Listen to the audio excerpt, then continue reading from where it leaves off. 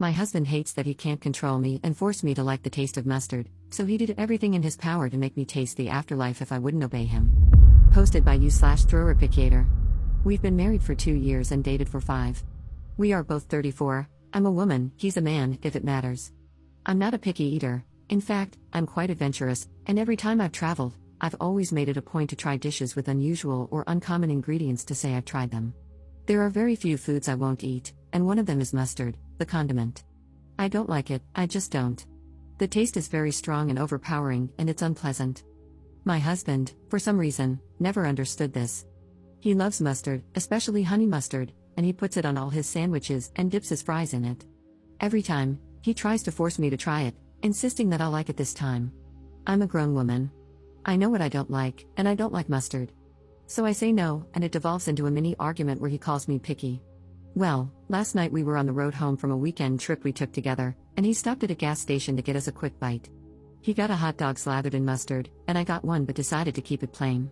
I don't really love hot dogs to begin with, but I will eat them. While we waited in line, he asked what I got on mine, and I told him nothing.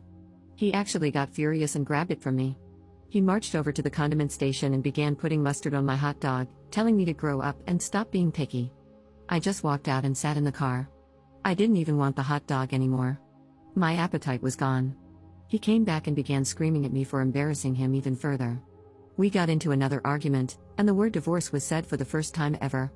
I secretly recorded his screaming because I was genuinely afraid he was trying to unalive me. He was driving erratically, swerving, and speeding. I'm in a hotel tonight. He ignored me all day at work, and then the calls started when he realized I wasn't coming home. Non-stop voicemails and texts. He sent me a screenshot of a Google search for local divorce lawyers. I haven't eaten all day, and I've been sobbing in this hotel room. I don't want to get divorced, and I wish I had just eaten the mustard. Someone, anyone, please give me an explanation. Could I be in danger?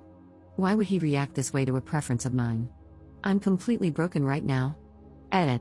Regarding bedroom intimacy, he respected it if I said no to having full-on smashing, but he would ask me to give him head over and over. I used to give in at first until I started dreading doing it. He tried buying all this stuff to make me like it, to make it easier or whatever. I used to like doing it, but I don't like giving it to him anymore. Yet, he still asks over and over. I started responding with, I said no. Are you going to force me to do it? He'd get squeamish and offended that I'd implied he would grate me. Regarding a support system, I don't have one. I've always been a very small circle kind of person, and I lost touch with casual college friends. My friends are his. It makes me feel like a loser, but I don't really have friends of my own. My parents aren't alive anymore. My dad passed when I was a teen, and my mom passed recently from heart failure. I have no siblings. I'm financially capable of living on my own, and I could pay for a divorce. I just really didn't want things to be this way. The mustard thing was always just an annoyance to me. I didn't consider it a deal breaker, but obviously, it is for him. We have no kids and no equity. Our finances are separate, save for one joint account we equally contribute to for bills. I'm at work, and I'm staying in the hotel until further notice. He has continued to text. One message said that he loves me and doesn't want to lose me, but I forced his hand by refusing to communicate or come home. I haven't answered, I don't know what to say. I forced myself to eat my favorite takeout late last night, but it tasted like cardboard. I stayed up late compiling a list of every time he had shown worrying behavior. I guess the mustard is the tip of the iceberg. Update 1. I'm leaving him. First of all, I took this week off at the encouragement of my employer. I plan to spend it finding a therapist that specializes in domestic abuse and intimate assault, which I've come to realize I am a victim of. I feel completely numb. I'm also looking into a divorce lawyer. Secondly, he found the hotel where I was staying. I guess he followed me from work.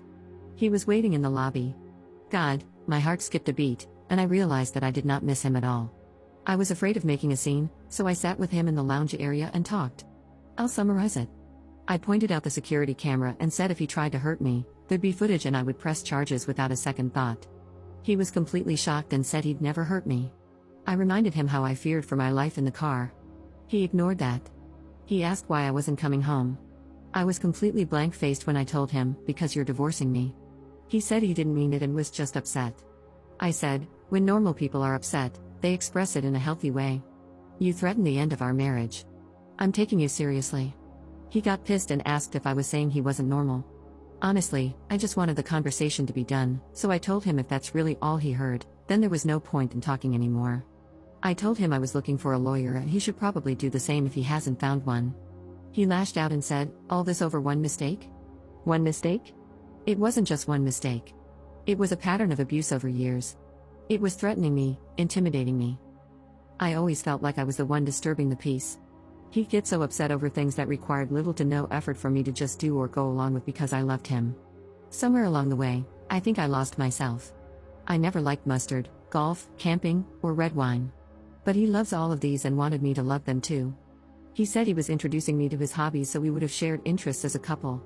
But I have realized that out of all the things I used to like, he has either refused to try or ignored my interests. Our shared interests are just his. I had enough of this, and as I made to stand up, he grabbed my wrist hard, and I pointed at the camera again. This just made him angrier. He never could handle slights to his ego.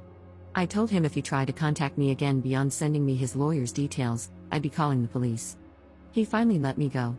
I want to say I was proud for standing up for myself and celebrated in my room. Instead, I collapsed onto my bed and began sobbing. I was just so sick, angry, and sad. He truly doesn't care about me. I've been crying on and off while calling local therapists. God, why is it so hard to find one? The number of therapists that advertise but turn out to not be accepting new patients is unacceptable. I've looked into victims of DV/DA support groups as well. In the span of less than a month, my life is completely changed. And he isn't remorseful at all. He just thinks it's all my fault. Update 2. I have a divorce lawyer. That's all I'm comfortable with revealing on here for the time being. I will also mention that I have moved locations. I am safe and secure. My work has allowed me to go fully remote. My soon-to-be ex does not have my location, nor are there any trackers on my phone. I am in contact with people and organizations who are helping me. Earlier this week, the calls and texts really ramped up. I was advised to leave him unblocked and simply muted so his messages would come through. I read a few since I was curious. He wanted me at Thanksgiving dinner with his family. He begged me to stop being this way and asked what he was supposed to tell his family. Well, Thursday came and went. I had bought a couple of ready meals the night before, so that was my feast. I guess my absence at the dinner forced my soon-to-be ex to tell his family that I was separated from him. So, Friday morning, I got a phone call from an unfamiliar number. I answered it, thinking maybe it was my lawyer's home phone or another person I was in contact with. It was my mother-in-law. She begged me not to hang up on her, so I stayed on the line. She went on about how I was her daughter, she loved me, her son loved me, and how could I leave him over something so minor. He only told his mom about the mustard, and even then, it was a watered-down version that made me look like a neurotic control freak who needed everything my way. According to my mother-in-law, he just made a side cup of it for me and asked me to try it in the car. And then I supposedly started screaming that I'd divorce him. She then started probing about which lawyer I was seeing and what I had told them. She also reminded me that lying in court was a crime. My lawyer had warned me not to reveal anything we had discussed to his family. It took all my willpower not to say anything. Instead, I hung up and muted her number too. She hasn't texted or tried to call again. Trust me, I would have loved to send the recording of her son screaming that he ought to smack me upside the head, calling me a stubborn bitch, threatening to divorce me, and saying he would run the car off the road if it didn't start acting right. I wanted to scream into the phone that her precious son started this mess, and I was simply doing what he wanted. I have come to realize you don't treat someone you love the way he has acted. Normal people don't want to have bedroom intimacy with someone who has already said no. Normal people don't keep pushing and obsessing over food preferences. There is something seriously wrong with that man. He texted me last night calling me a bitch for making his mother cry. He also said he would come find me and that it would take more than a locked door to keep him from getting me and taking me home. I forwarded those to the right people. I know this isn't a happy update, but things are moving along quite nicely. Update 3. I moved again. I will not say where, but I have found a new home. My job let me stay on as permanently remote. I can't go into details about my divorce or other current legal proceedings, but I can say I was granted a protective order due to something that happened back in December. Due to the nature of what happened, I was hospitalized for a time. That was what made me realize I wanted to get out. I traded my car, had my phone checked for tracking apps, and changed my number. He cannot contact me or have anyone contact me on his behalf. I am now several hours and state lines away from him and his wretched family. I moved with only 2 suitcases and a duffel bag of my stuff. I cannot wait to furnish and decorate my new home the way I always wanted it. I'm in therapy, and I have a survivor support group I see weekly. I will be okay. I feel like I can finally breathe. Up in the comments. Trigger warning, intimate assault. He raped me. He did not do jail time. He went to mandated counseling, and that was considered legally acceptable. That's the catalyst that resulted in me moving and our divorce moving along properly. He was trying to impregnate me. He told me that. Update 4. Up posting almost 2 years after her original post, 1 year after her last update. It seems that I just can't escape my story, haha. I was getting ready for the day when my TikTok feed showed a podcast reading and reacting to my story. I'm here to reassure all of you that I'm okay, alive, safe, and free. With that stress and anxiety cleared up, I feel like I can finally put into words my emotions. I was very small and skittish during the abuse and for some time after leaving. I'm not sure how else to put it, but I felt like I had to be small. I was constantly regulating and accommodating. It was horrible, in retrospect, but no one prepared me for the emotional turmoil that ensues once you're safe and away. I felt rage like nothing else. I would spend hours screaming and crying into my pillow, hating him, wondering how he dared to treat me like that. As therapy and my support group have worked to rebuild my self-esteem, I've become more and more outraged on my own behalf. I read, "Why does he do that?" And while it helps provide context to why he abused me, it still doesn't make me feel less angry. I'm angry for myself as a human being. He treated others with respect but thought I deserved all that he did to me. And that makes me angry. Of course, there was relief, sadness, and all of that. I think I slept for days straight after I left. I was in a daze. My therapist reassured me that all of this is normal. I don't want this update to be negative, not in the slightest. So here's some good news as well. My therapist recommended yoga and Pilates, and it has been great for me. The release of a deep stretch, being in shape, and feeling strong have all helped me massively.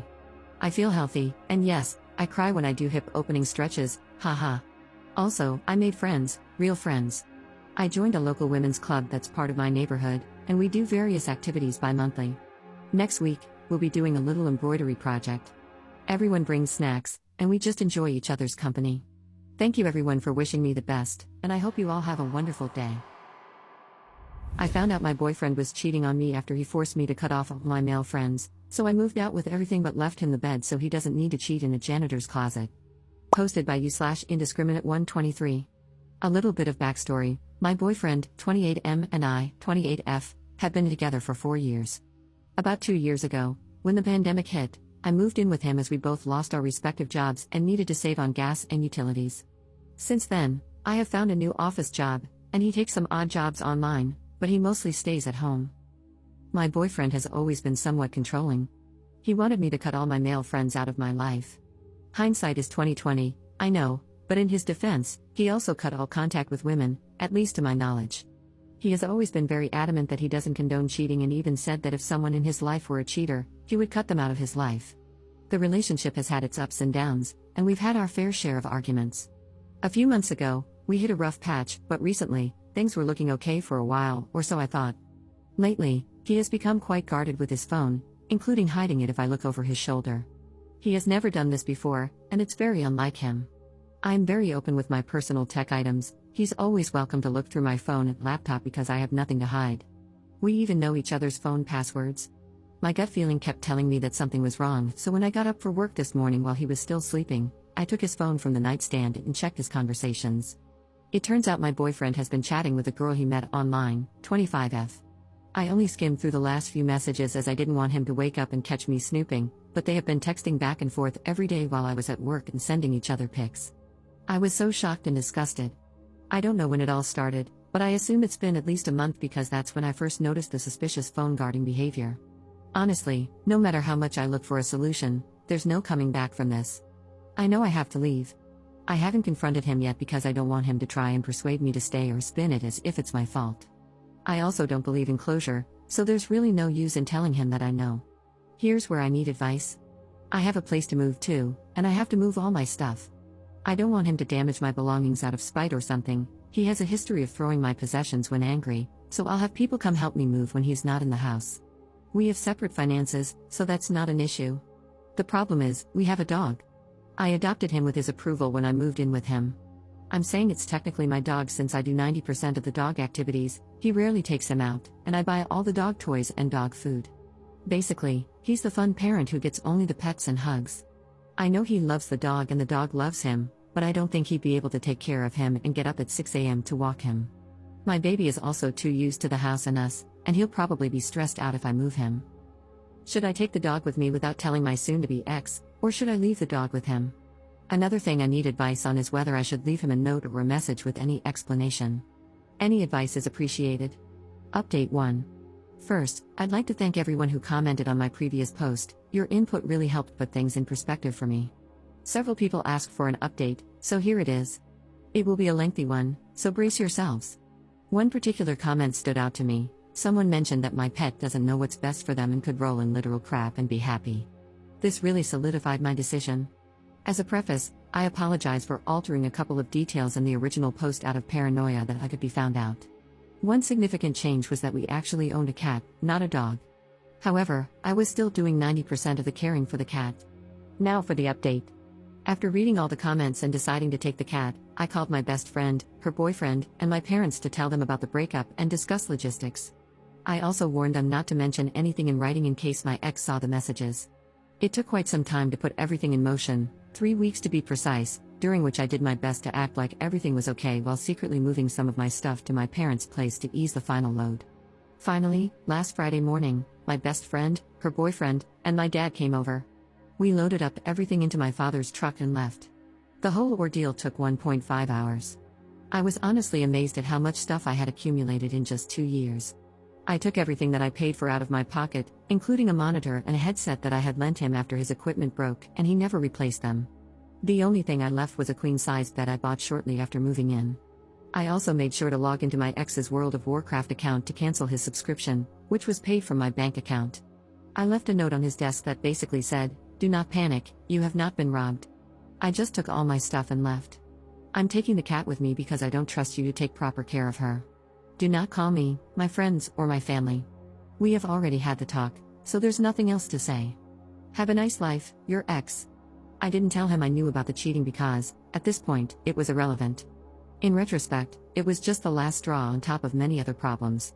But hindsight is always 20/20. I blocked his number and never looked back.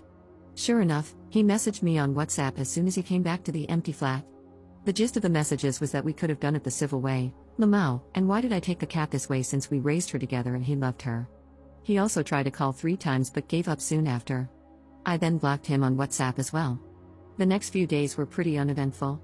Yesterday, he showed up at my workplace unannounced. I was annoyed but didn't want to make a scene in front of my colleagues, so I took a break and went out with him to the park across the street. Knowing him, he wouldn't just leave me alone. He said he wanted closure and that I owed it to him after all these years. The conversation was mostly boring, so I'll highlight the important details. He said he wanted my monitor back and that he was willing to pay for it or trade me his new one, which is better but wasn't with the same curve that he was used to. I told him that I liked my monitor and tough luck. The best part is he went out, bought a new monitor, set it up to play WoW, but realized that I also took the headset. He then asked his mother to buy him one and she bought headphones without a mic. He asked to have the cat back. He offered me money, all his crypto savings, and even 60k gold in WoW, Lamau. I told him some things can't be bought with money. He then asked to co-parent, and when I said no to that too, he asked to at least say goodbye to her in person, also denied. I brought up that I'm the cat's primary caregiver and he can't even clean her litter box. He replied he could when push comes to shove but didn't since I was doing those things anyway, despite him being in the flat almost 24/7. I also pointed out that if he really loved the cat that much, he'd want the best for her and to be with the one who takes care of her, instead of wanting to keep her for selfish reasons. He kind of agreed on that. The most baffling part, he offered to pay me to go grocery shopping together. We used to do that all the time when we were together. I pointed him to a couple of sites where he could buy groceries and have them delivered. He said it was too much work. I told him to adjust and evolve. He also apologized one too many times for hurting me, to which I replied every time that I wasn't hurt. I was just disgusted and cringed at the conversations I read, to which he got offended and mumbled that it was private. Not once did he mention the side chick. Even then, he didn't have the balls to admit to the affair. In their messages, there was a recurring joke that if he came to the hotel where she works, they'd have to smash in the janitor's room. I brought her up a couple of times, told him I wish them both the very best, and since I left him the bed, he doesn't have to worry about smashing in the janitor's room anymore. He asked to be friends multiple times. I told him, also multiple times, that he betrayed me and he's a pathological liar, and I don't want to be friends with a dishonest person. He legit couldn't comprehend how his dishonesty impacts a potential friendship. He said he wanted to tell me he wasn't committed to me anymore but couldn't bring himself to do that. I pointed out the hypocrisy of him blowing up at me for platonically talking to male friends online, but he cheats the moment a semi-attractive woman comes his way. He said that a woman cheating on a man is the greatest sin, but a man cheating on a woman is not so severe. What the actual hell? The rest of the conversation was him trying to play buddy-buddy and talk to me about his life. I kept reminding him that I'm not interested in his life and that he's a closed chapter to me. After what seemed like an eternity, we said our final goodbyes, and I went back to work. In conclusion, for the past week since I left, I felt like a huge load has dropped off my shoulders. I have all the time in the world. I'm working on myself, reconnecting with people I haven't talked to in years, and trying to live my best life. I don't regret anything.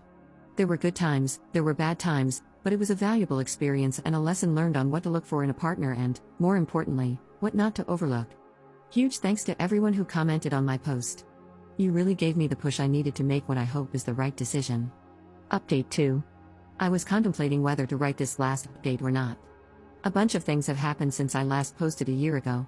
Disclaimer and some background, I left out a lot of information in the original post and altered a lot of details to make sure my ex does not find the post and connect the dots. Our real ages are 28 him, 33 me, and 34 side chick. My ex and I were together for almost 7 years, not 4. My ex had a chronic disease, nothing fatal if treated, very manageable, and a lot of people with the condition can work. He was, of course, using it as an excuse not to work, even online work, and mooch off me. We lived with his mother, who was supporting his narrative that he is too sick to work. My ex was abusive, first only verbally, but it progressed to physical abuse. I omitted most of this information in the first post because I wanted an unbiased opinion on whether to take the cat or not. Even though the cheating was the last nail in the coffin of our relationship, I was actually contemplating leaving him for almost a year before the actual fact, especially on occasions where he ramped up the abuse.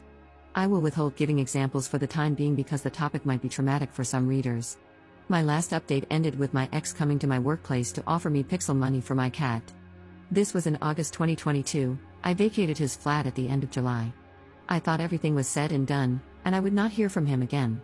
Spoiler, I was wrong. Since the breakup, he has messaged me about every 3 months on Discord for various BS, like how he lost his best friend or asking for photos of the cat. I didn't block him on there in case either of us needed to exchange items we forgot at our respective places. Sometime in March, I found out by chance that he was still using my old League account. He had been banned on 3 different accounts for toxicity. I gave him the password while we were dating, but I did not think he would have the audacity to continue using it after we broke up. The kicker is, all he had to do was ask me to use it, and I would have had no problem with it. It really rubbed me the wrong way that he could message me with his woe is me crap on 4 different occasions but conveniently forgot to mention that he was still playing on my account.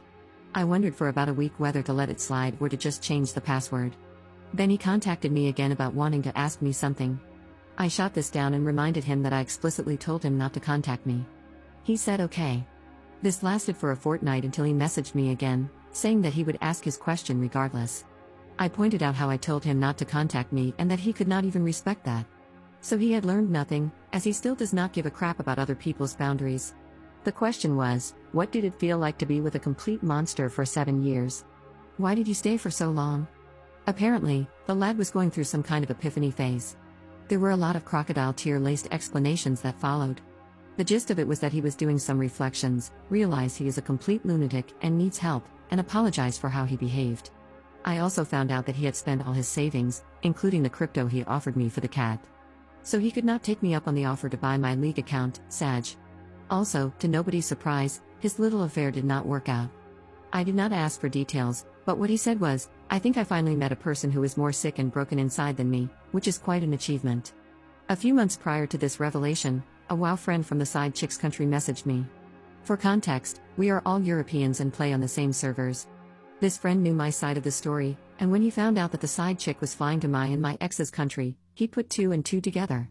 He told me he didn't expect much from their relationship since a year ago. The chick was dating a mate of his, broke his heart, and flew somewhere else for the next WoW guy that gave her attention. Knowing these facts, and after what my ex said, I mentioned to him how ironic it was that he cried cheating if I was 5 minutes late after work but decided to involve himself with a woman who practiced cheating as a sport. He agreed that it was quite ironic indeed and that he had to lie in the bed he made, which was sort of mature on his part, I suppose. Also, did I mention he was too dumb to wire his own debit card to his WoW account? This is why he could not play anymore. Well, yeah, but I guess it was also because he lost his sugar mommy who was paying for it and failed to secure another. As for me, Kitty and I are thriving. I'm active, I lost 12 kilograms since the breakup, and I am getting back in shape, even though I lost the excess weight the moment I dumped my ex. I have reconnected with most of my friends and apologized for not contacting them much in the past 7 years and explained why. They were very understanding, and things have returned to how they were before. I have also met the most decent, kind, and compassionate man out there. So, life is looking good. Thank you for all the support, Reddit, and have a great day.